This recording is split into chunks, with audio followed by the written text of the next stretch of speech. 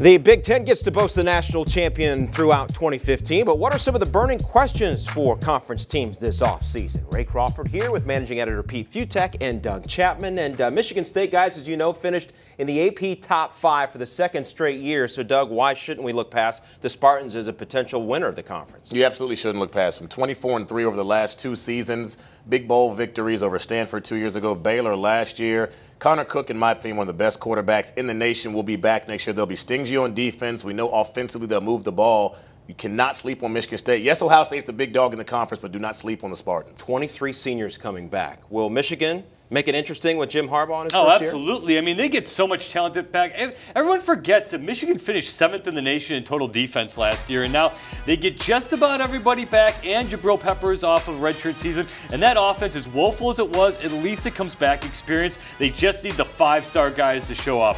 They need Derek Green to shine at running back. They need Jake Butt to shine at tight end. And they just need those stars to produce, and this defense will do the rest of the job. I'm sure they'd be happy to have a season like they did at Penn State under James Franklin, but he had an experienced quarterback in Christian Hackenberg. But which guy are we going to see next season at Penn State? I think the Hackenberg we're going to see is the one we saw versus Boston College in the Pinstripe Bowl. Looked very sharp, over 300 yards passing. To me, he's the #1 pick when he decides to come out. You keep some weapons on the outside. I think Franklin has figured out now that that's the franchise there. Keep him upright, protect him. Don't let him get sacked. That's how you win football games. Hackenberg's one of the best in the country. He'll show you this year.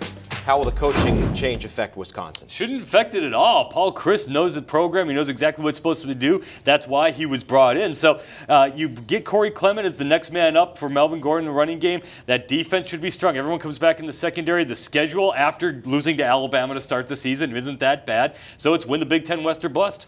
Who starts at quarterback at Ohio State? Cardale Jones. How do you justify not having him start? J.T. Barrett and Braxton Miller probably won't be 100% even if they go at all in the spring. If Cardale Jones looks sharp, how do you not justify him being your starting guy in fall camp after what he did, took you to a national championship game? Have J.T. Barrett, and if Braxton Miller stays, have insurance policies. There's your #1 overall pick if he plays the whole season. But you're right. The problem is J.T. Barrett's not playing this spring. Braxton Miller's not playing this spring.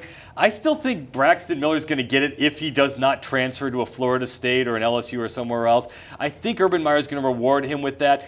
I'm going Braxton Miller, but it should be Cardale Jones. Staying loyal to the first guy there that helped lead him to all that early success. What have you done for me lately? That's right, guys. Thanks very much. Texas A&M came back down to earth in 2014. Is the novelty over? We tackle the questions in the SEC on Campus Insiders.